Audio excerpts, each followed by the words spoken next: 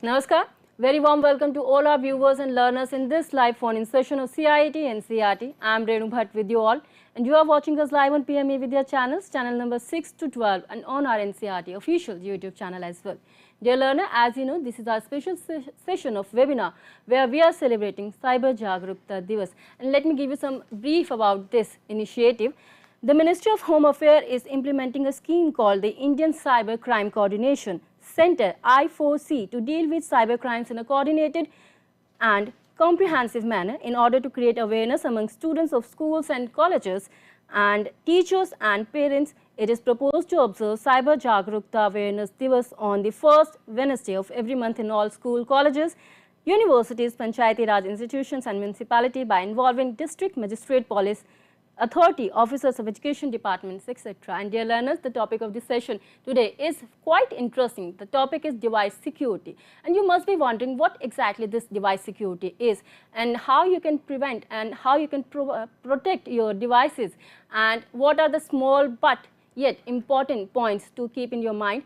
We have our expert with us to throw more light on this particular and specific topic. Let's meet them. You are Mr. Sanjay Kumar. Currently, you are serving as Assistant Commandant from India's Cyber Crime Coordination Center, Ministry of Home Affairs. Very warm welcome, sir. And we have our another expert with us. You are Mr. Amit Giri. You are Data Analyst from Indian Cyber Crime Coordination Center, Ministry of Home Affairs. Very warm welcome, sir. And dear learners and viewers, let me give you some certain information so that in case you want to participate in this live phone-in session with all your queries and doubts, feel free to connect to us. You can join us through our various medium. You can call us on our telephone number, that is 8800440559. Either you can drop a mail at our email address, that is cybersafety@ciet.nic.in. And in case you have joined us through our live streaming, that means you are on our NCRT official YouTube channel. Go to the live chat box and drop your comment out there. Our experts will be happy to answer all your queries and doubts and questions. So, sir, without wasting much of our time, let's quickly begin this session. Over to you, Sanjay, sir. Good afternoon. Thank you, ma'am, for such a nice introduction. I would like to welcome everybody who is connected with us through this online technical session. First of all, I would like to extend my gratitude to CIT NCRT on behalf of Ministry of Home Affairs, Indian Cybercrime Coordination Center, who is under the supervision of Sri Rajesh Kumar, CEO I4C. As ma'am has already told, this session on device security is third on the three-part series, which was run on the theme of Cyber Jaagrookta Diwas. The first session, which was held a fortnight ago, was on malware protection, and then last week we held a session on online financial safety. This is the last session of the series, and the theme of the series was Cyber Jaagrookta Diwas. As per the initiative of Ministry of Home Affairs, it was proposed that every Wednesday, every first Wednesday of every month is proposed to be held as or celebrated as Cyber Jaagrookta Diwas, that is Cyber Awareness Day. And as we all know, October is our Cyber Security Awareness Month also. It is globally celebrated as Cyber Security Awareness Month with the aim of creating cyber security awareness among the public, among the private sector, which in turn will make us more cyber resilient as a nation. Now coming to today's topic, which is device security, and the presentation we'll make today will be structured as follows. Next slide, please.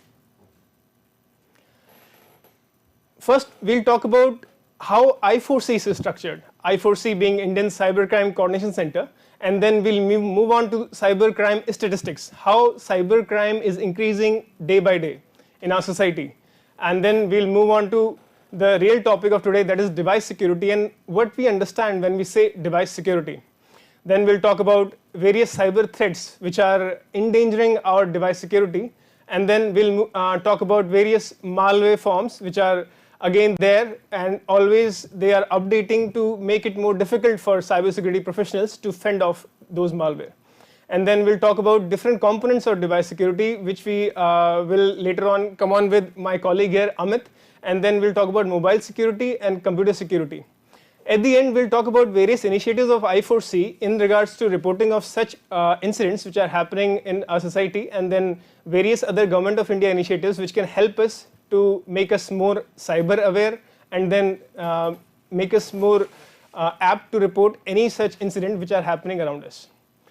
Next slide, please.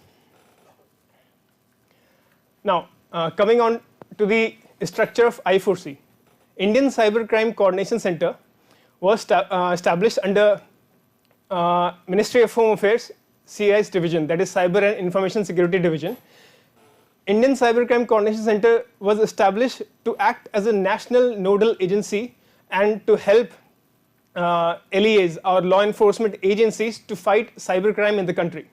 There are 7 components of Indian Cybercrime Coordination Center which are on your screen, as you can see. First is NCTAU, that is National Cybercrime Threat Analytics Unit. Threat Analytics Units analyzes the emerging cybercrime threats that we as a nation are facing and what can be done to fight against them. Then we'll talk about different kinds of modus operandi that we come up with and then pass it on to different agencies and stakeholders which are helping us fight off such emerging cyber threats. Second is NCRP, that is National Cybercrime Reporting Portal. Now, this vertical of I4C provides us various avenues of reporting cybercrime incidents that we are facing in our lives. We have a national portal, that is cybercrime.gov.in, which is under NCRP, and there is a national cybercrime helpline number called 1930, where a citizen can call to register his complaint. Now we move on to the third component, that is third vertical of I4C. It is NCEMU, that is National Cybercrime Ecosystem and Management Unit.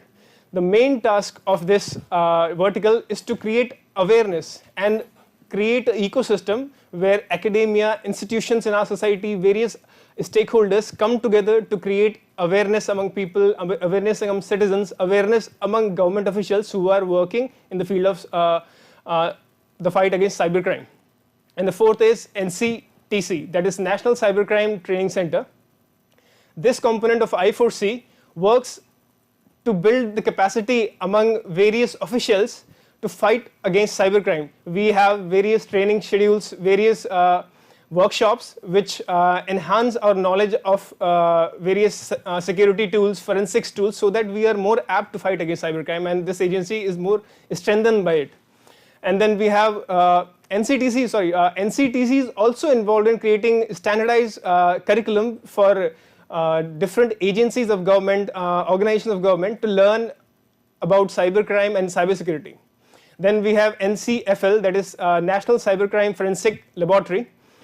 This is a state-of-the-art forensic laboratory which is established as a vertical of I4C. The main aim of this laboratory is to provide assistance, provide services to various LEAs, law enforcement agencies, in solving difficult digital forensic issues and problems which are there in our investigation process. We also have various training programs in digital forensics field in National Forensic, NCFL. And then we have NCR&IC, that is National Cybercrime Research and Innovation Center. Now this vertical works in the field of research and innovation. There are many things cyber criminals work upon day and night to improve how they are attacking us. So we also need to improve our research and innovation so we can actually get ahead of those cyber criminals and help our society to from such cyber threats. The last but not the least is JCCT, that is Joint Cybercrime Coordination Team. It's a team, as we all know, cybercrime doesn't recognize borders. It doesn't see which state you are sitting in. It doesn't see if the physical vicinity of the cyber criminal with you is there or not, because cybercrime can happen from a person sitting in one place of the country to the another corner of the country. So we need to create teams with coming together agencies, law enforcement agencies and other investigating agencies coming together and sharing their expertise and their knowledge in investigating such cyber crimes. So we are also working on this field. Next slide, please. Now I'll talk about some of the cybercrime statistics. Cybercrime is day by day becoming something which we all are affected by. As NCRP portal, which was there, and under it we created URL that is, as you can see on your screen, cybercrime.gov.in, where a citizen can go and report his cyber incident, no matter which cyber crime he was affected by, let it be ransomware, let it be debit card fraud, let it be UPI fraud, or other different kinds of frauds also, or other extortion frauds which are happening online also. So any kind of fraud, if someone is affected by, they can go on this portal and then report it. So the portal has been there for 4 years, and as you can see the increasing column chart of that data, you can see the rising number of cybercrime that are reported on the portal. Right now we have more than 16 lakh cybercrime incidents reported on the portal, and that shows us how the number of cybercrimes which have increased every year. So what we can deduce from this data, we can understand that cyber criminals are using devices which we all are using. As our topic is device security, we all are using many forms of devices in our lives. We are using our mobile phones, we are using computers, we are using smart home speakers, we are using printers, and there are many such devices which are connected to the internet and which in a way give us avenues where cyber criminals use those vulnerabilities to get to us and then commit those cyber crimes or perpetrate those cyber crimes. On the second point, you can see the average cyber crime nowadays we are seeing is more than 3,300 incidents reporting on the portal. We can always understand this number is always increasing every year, and that is because people are coming online with increasing number by day. So this is going to increase every day. The third point, as there is 163 crores saved with National Cybercrime Helpline number. Now 1930 is an initiative of I4C, which is under NCRP vertical of I4C. This is a number where anybody can call, and then if he or anybody he knows is a victim of cybercrime, they can call on this number and then report their incident, and then report will be recorded, and accordingly the issue will be addressed. So, and many cybercrime incidents were also reported on that number, and with the help of those reports and with the help of integrated banking entities, various major banks, smaller banks, and different wallets that there are, financial wallets in the financial market right now. So with the help of everybody, with the help of law enforcement agency, we have been able to save more than 163 crore rupees of various cybercrime victims. Now let us come to the real topic of this session, which is device security. For tackling this topic, we have to understand what we mean when we say devices.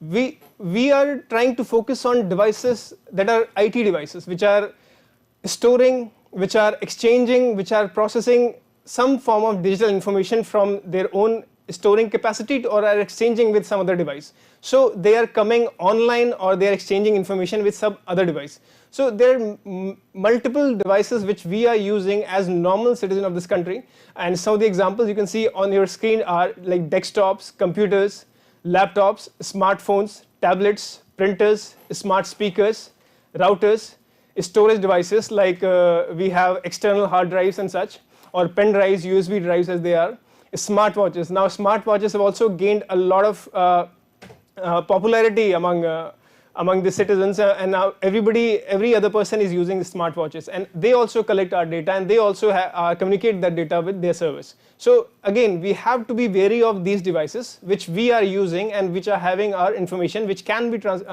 given away or which can be stolen away by cyber criminals. Now some other forms of devices are also mentioned, like telematics devices.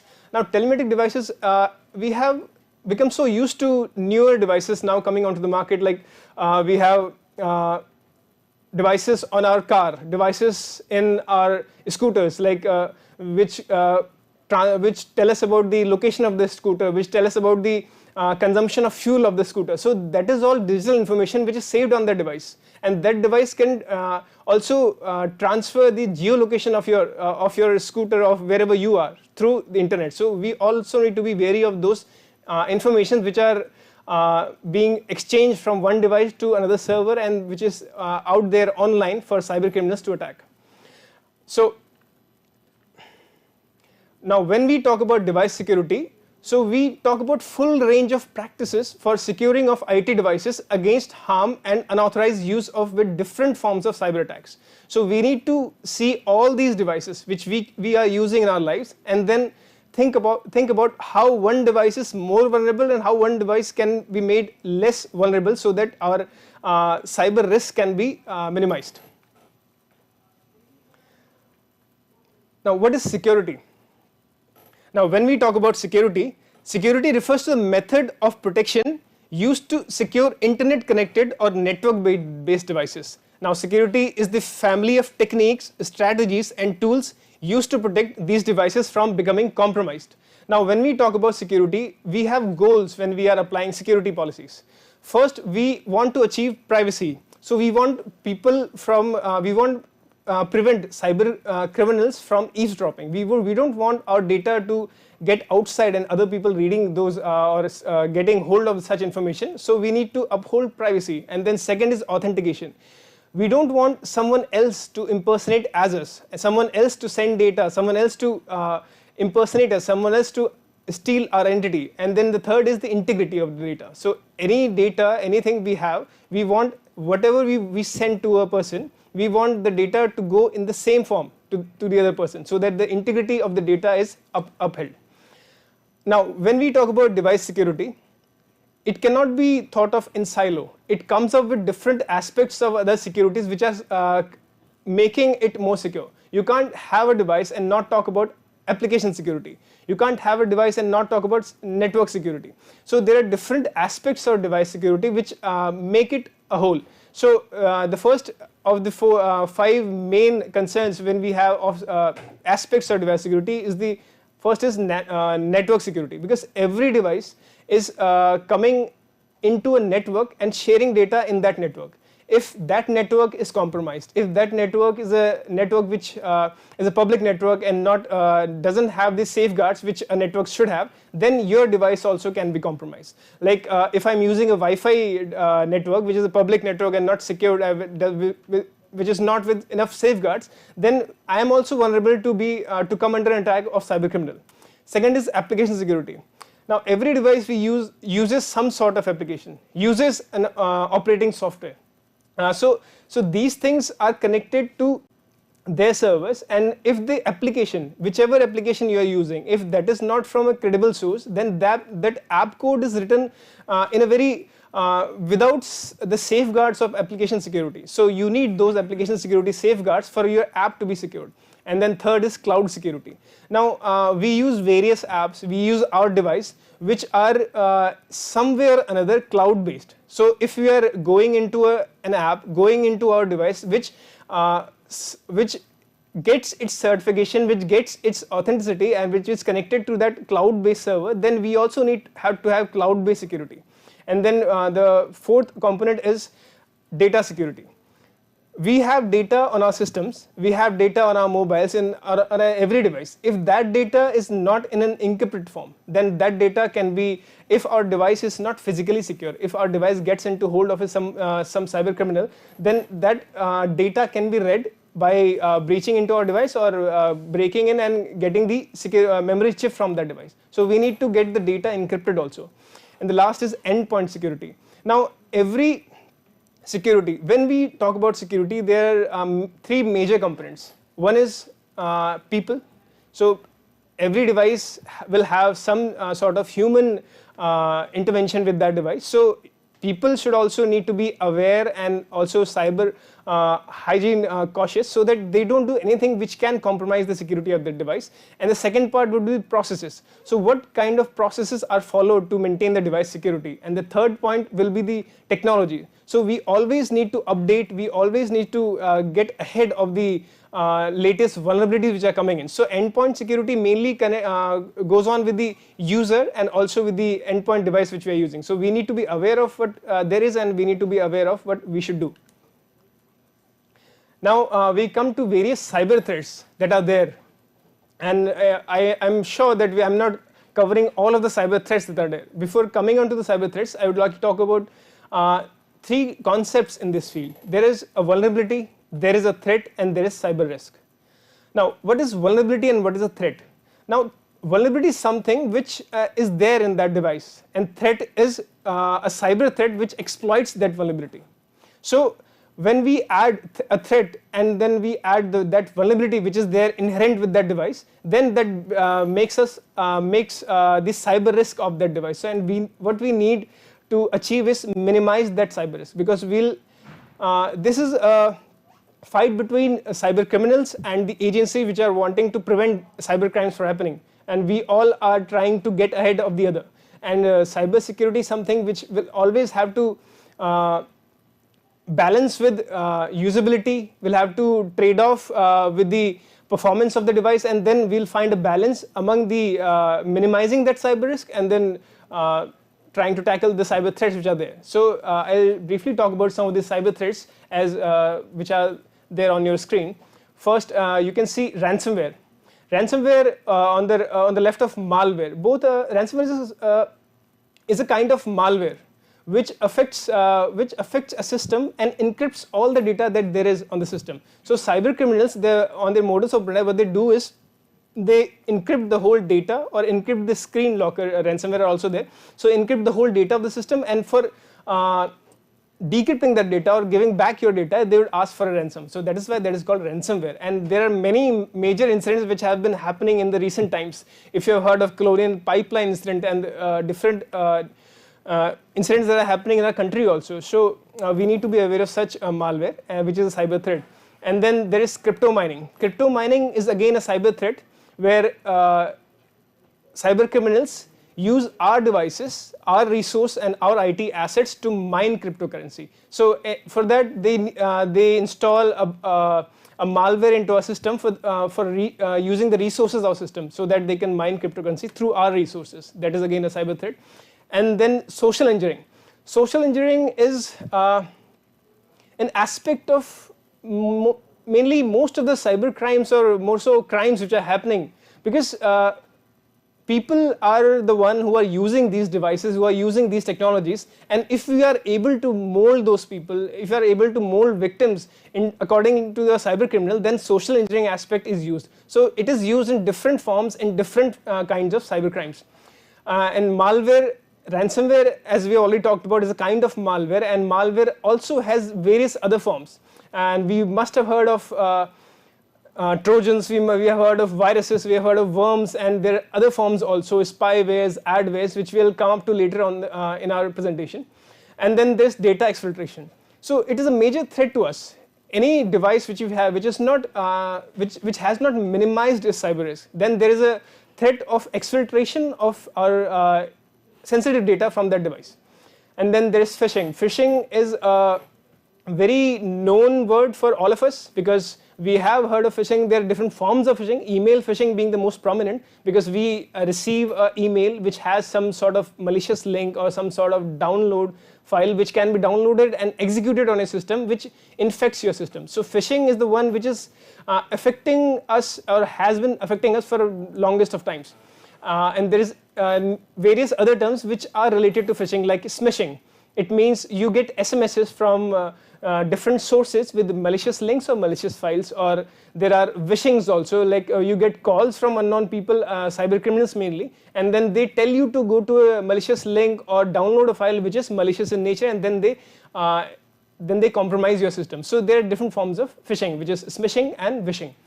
And there are botnets. Botnets are nothing but networks of bots. And bots, when we talk about bots, bots are nothing but automating a process.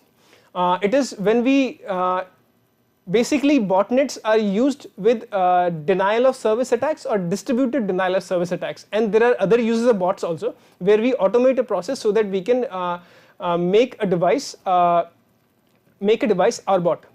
And then botnets, how that is used to for DDoS and denial of service attack is, when a cyber criminals have networks of bots, they use those bots to ping a server, to make that server or to make any website by pinging that in multitude of numbers, so that website or server cannot respond, and that website is not working anymore. So this is a DDoS attack, which is also very common. It is normally against organizations.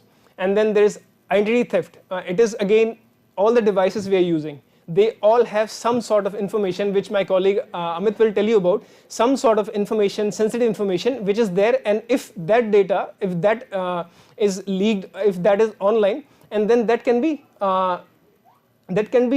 stolen by cyber criminals and used for stealing identity. And then brute force attacks. Brute force attacks are used to crack into a device. Like if somebody gets holds of your device, your computer, your mobile phone, then brute force attacks are used to get into that device by guessing various passwords which can be there, and by that brute force attack is done in millions of times, so that or maybe if somebody has a very easy password, then brute force attacks can be very effective in a very small time also, or otherwise it might take a day or two or more than that also to get into a password if you have a strong password. Yeah. Then there are keyloggers. Keyloggers are nothing but which log our pressed keys. So if malware is in my device which logs keys, and that will record all the keys pressed by me, and then that record will be sent to the cyber criminal. So if I am pressing my credentials, if I am pressing my password on my keyboard, then that information will be in the cyber criminal sand. Now we are coming into the various kinds of malware, and my colleague Mr. Amit will tell you more about those, and I'll hand over to Amit. Thank you. Good evening, everyone. We have seen a significant part of this presentation wherein we spoke about the different types of crimes that we see on a daily basis. We'll just get a little bit more into detail of these few terms which we come across on a daily basis, but most of us, we do not know exactly how they are different. So all of these actually have very many things in common. I'll just start with this. So viruses, all of us we know, those are programs or malwares, programs which are designed to play around with the operating system, and they can manipulate the operating system to do what they are designed for. So several viruses will be designed for several purposes. All of them have their own purposes. On regular basis, cyber criminals across the world, they exploit several vulnerabilities within the existing systems or into any hardware, and they kind of attack in an organized way. So viruses are those programs which obviously infect our systems, and we must have antiviruses to filter out and remove any kind of infection that is there in our systems. Worms are similar things.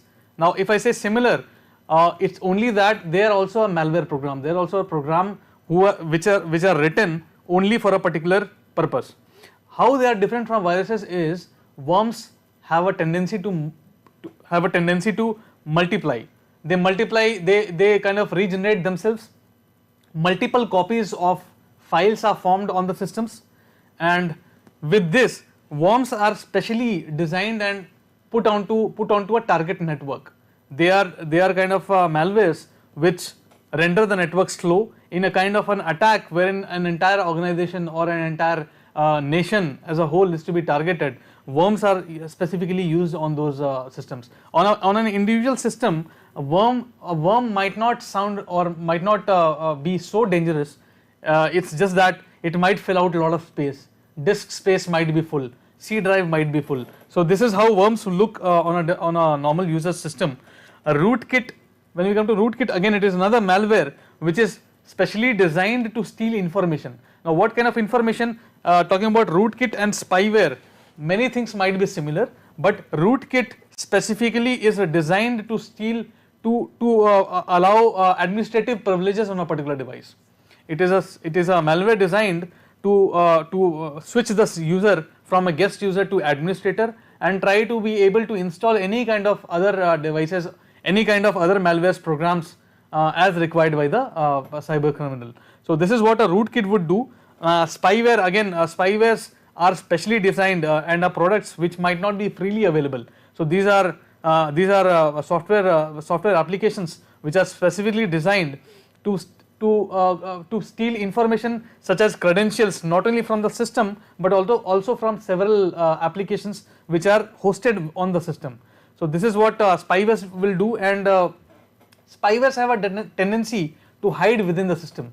So even a normal antivirus, it's not a surprising thing. It would not be a surprise that an antivirus is not able to detect a spyware. So those are designed in such a way that they would hide themselves and they would be running 24/7 on the system. So only a few very advanced and reputed antiviruses would detect a spyware. If we come to adware, as the name itself suggests, most of the advertisement activities that we see over the internet, any kind of a web page we open, we see several pop-ups opening up. Most of the cyber crimes that happen in today's world also, even previously, happen because of these adwares. So similar things, if a person is enjoying to watch cricket or any other event for that matter on the internet, several advertisements, if he clicks the web page, several other advertisements will be or pop-ups will be opening up. So these adwares are specifically designed to look attractive. Their purpose is to make the user click on that advertisement, and then several things could happen. It might even lead to the installation of another file which would give the cyber criminal an opening into the system.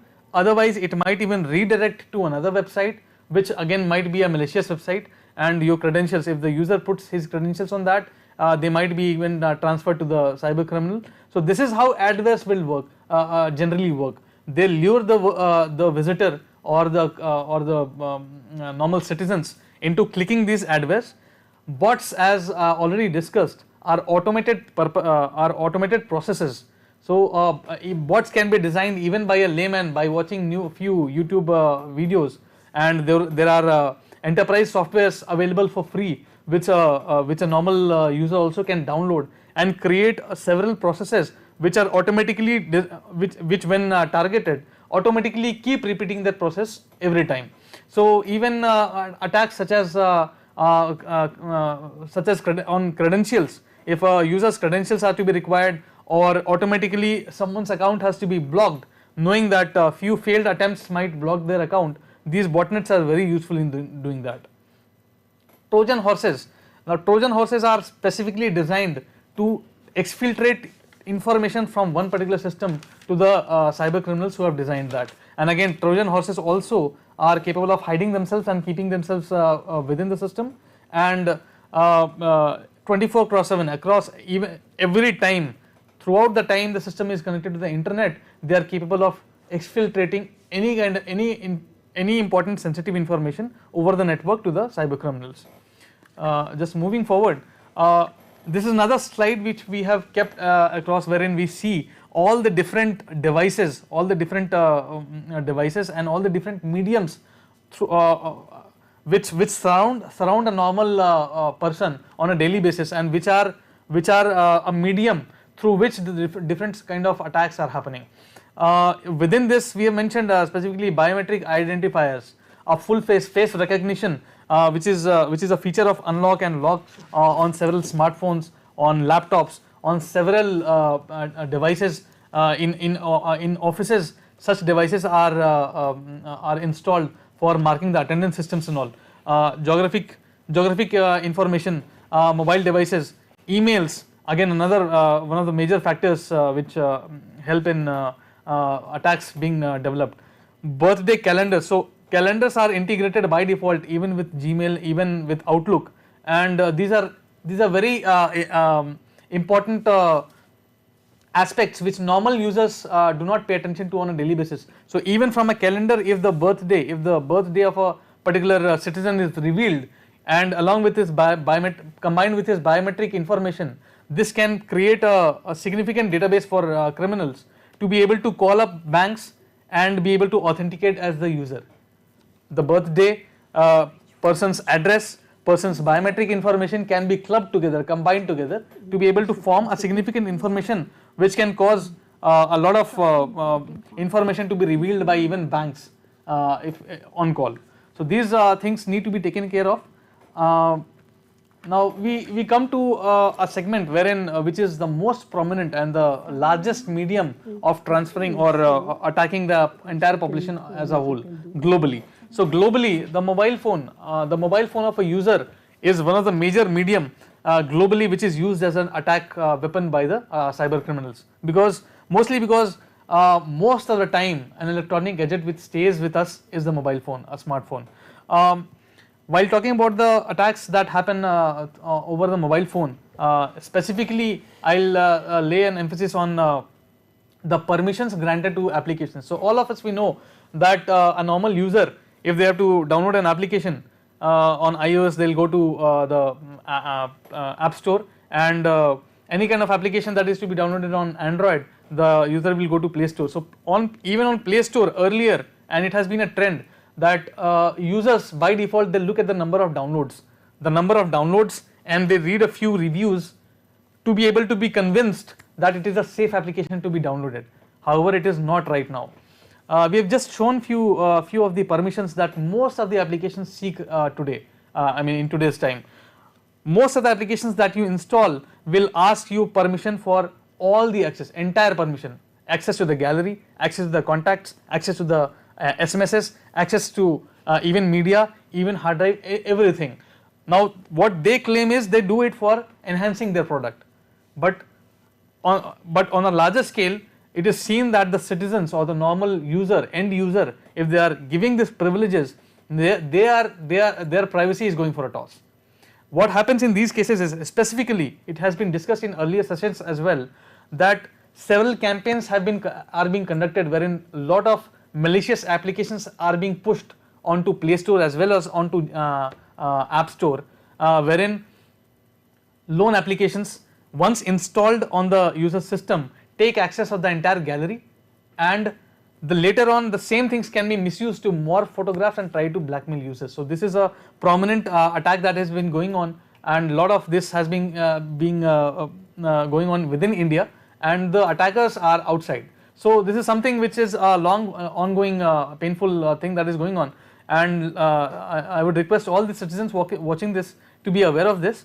And just moving forward, we must remember that these privileges must be reviewed time to time. So whenever you have all the citizens, all the people, they have free time, they must review their phone's settings and go to the application privileges and try to see what all privileges have been given to which applications. If by normal senses you can just guess that if a normal calculator has been given access of the entire gallery or SMS and call logs or contacts, it should not be done. So that those can be revoked. Moving ahead, there's one utility we wanted to put forward, a Find My device, which many of the users probably might not be aware of. Find My device is a utility from Google, and it is freely available. It can be opened on a laptop or a desktop or even on the mobile phone. Now the email ID that is initially used for linking the device helps Google to locate the device wherever it is. So few people, they might leave their phone in their vehicles or in their office places and travel back home, and when they search for it, they can easily use this utility to find it. Also, this utility becomes very important when a person has lost a phone. So once a person has lost a phone, it's very difficult to recover it, but what can be done is the data can be erased remotely. So this utility provides a feature such as set up secure erase and delete. Once the user has lost his phone and they want to delete their data remotely, on a separate device, they can just open this application and click this set and erase data securely. Whenever the phone is switched on next time, wherever it is, this is the first command to be executed on that phone. This is how we protect that, and along with that, we'll just try to elaborate a little bit about multi-factor authentication. Two-step verification is a feature which is available on most of the social media platforms right now. From Gmail to Facebook to even to WhatsApp. I would request all the viewers to enable multi-factor authentication, two-step verification on WhatsApp, on Google, on Facebook, everywhere, wherever you get an option to do it. So this adds a security, another security level to your basic security. So this is a necessity right now. Talking about mobile security, these are few points that need to be taken care of. Operating systems, as of all of us we know, and we would be listening several times, operating systems must be updated whenever, at the earliest when we get an update. Security features or security bugs are covered and new features are given to the end users. So it must be done. Passcodes, again, there is an option. If there is an option of putting a passcode of 6 digits even on the UPI, but most of the people choose to have it for 4 digits itself. So another complexity level that can be increased, as already discussed, two-factor authentication needs to be employed and implemented wherever it is possible. Now, built-in few of the built-in security features, especially most of the citizens do not use an antivirus, a paid licensed antivirus on a mobile phone. Many mobile phones provide a built-in security feature which must be used, and regularly phones must be scanned as in the case of laptops and desktops. So an antivirus program, a reputed one, if talked about, most of the people have a myth that it is something would cost around in 4 figures or thousands or something, but it is in triple digits only, and it is very useful since mobile phones are with us for a longer time than desktops and laptops. That must be taken care of. Now, same password everywhere. This is another long living issue that we have had. Even on UPIs, on the phone passcode, everywhere we have a uniform password. So this must be taken care of. This must be changed regularly. Routing and jailbreaking of phone, routing on Android and jailbreaking on Apple iPhones is something which provides an administrator privilege to a user. So that must not be done because the phone's warranty is spoiled, and a lot of other bugs and a lot of other functionality disturbances happen because of that. Wi-Fi, again, untrusted Wi-Fi should not be connected. Public charging stations, again, should not be used because there's another way of exploiting. If a USB is plugged into a public charging station, there are ways of exploiting and taking over all your data, and your privacy again will go for a toss. Voice assistant in few iPhones and few models of the phones is activated even if the phone is logged. So that voice assistant can be activated to read all your messages, SMSs, which can reveal your OTPs. And installation of applications should always be done only from the official Play Store and App Stores. Again, just another thing, that wiping out of data. Now, before selling out your phone or exchanging your phone, which happens on these big billion Diwali sales and all, a lot of things, a lot of people, they exchange their phones. Wiping out of data and encrypting the same before doing it must be done before exchanging your phone. Mobile security, there are few people have a habit of saving their passwords in their browsers, even on the mobile phone as well as on the desktops. So saving passwords, the habit of saving passwords should always be avoided. We have already covered this, finding the mobile, and this backup. Now, most of the users are not aware that even on iPhone and on Android, there's an option to back up the data. Even WhatsApp takes a backup on a regular basis. So backing up of data must be enabled, and it can be enabled in the settings in accounts and backup. It should be always switched on, because once the phone is lost or a new device is purchased, it is very useful at that time. Coming to computer security, as already mentioned, even in the case of mobile phones and in laptops and desktops, operating system updates are delivered to all users on a regular basis. Now, they must be done as soon as possible, because again the reason remains the same. Setting up of BIOS and post-on passwords. Now, there are several vulnerabilities that work not when that system is switched on, but at the time of boot time, when the system is starting up. So later on, this has been revealed, wherein BIOS password and post-on passwords have been there's a feature which allows people to set up BIOS and post-on passwords. That must be set up. Again, to be mentioned, antivirus must be used. A licensed antivirus must be used on all devices. Cracked applications, especially there's a prevalence of usage of Microsoft Word. Most of the people use pirated and cracked Microsoft Office and other applications. Now, rarely people know or have become a victim of cybercrime, but there are possibilities that their vulnerabilities can be used to take complete control of your system.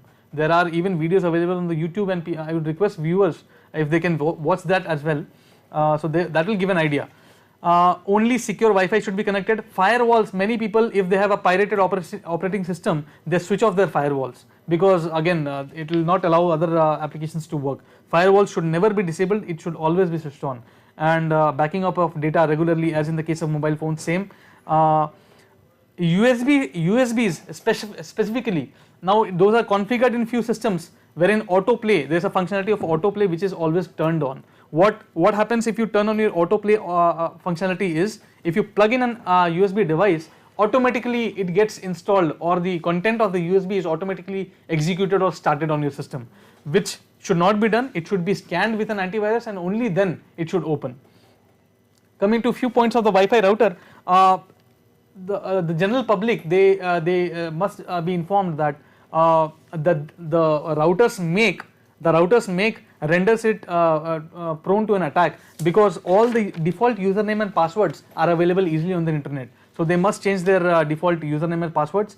Firmware upgrades come regularly; those must be upgraded. A VPN must be used before connecting to an unknown network. So most of the people, they do not have a habit of doing that. So VPN must be connected for a secure connection. SSID must be changed of a router, because with the make of the router, if the model number of the router is revealed, many people, it can be easily Googled to try to find out any kind of an attack that is based on the SSID. Any kind of configuration changes that are to be made must be made with the help made with the help of the ISP, not by reading any web pages or any tutorials online. And also there's an option of universal plug and play in modern routers. In nowadays the routers that they have a USB slot, so those must be always disabled if not in use. Just a little talk about IoT devices. With the increase of 5G, a lot of IoT devices are predicted to be circulated across the globally.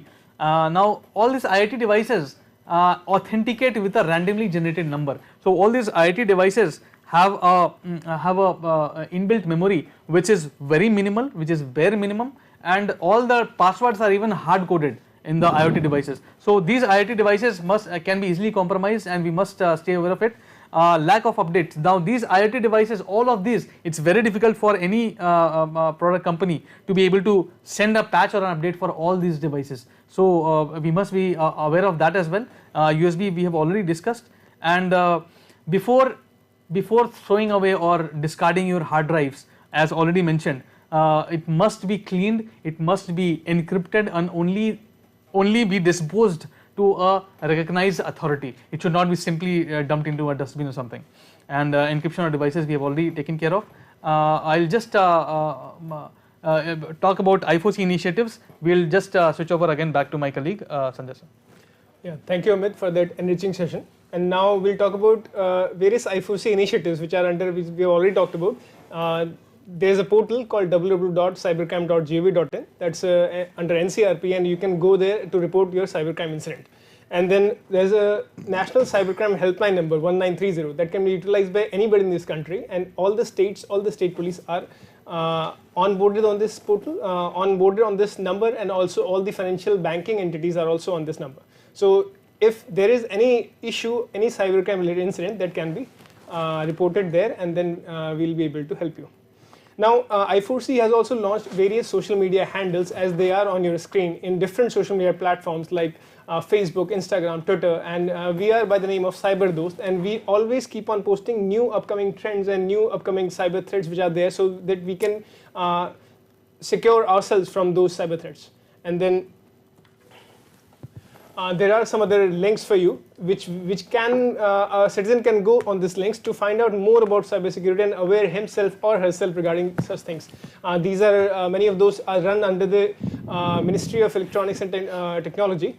That is csk.gov.in, that is Cyber Swachhata Kendra, and you can download various security tools, best practices, and also advisories from there, so that you can understand what is happening. And then in the field of cybercrime and cybersecurity.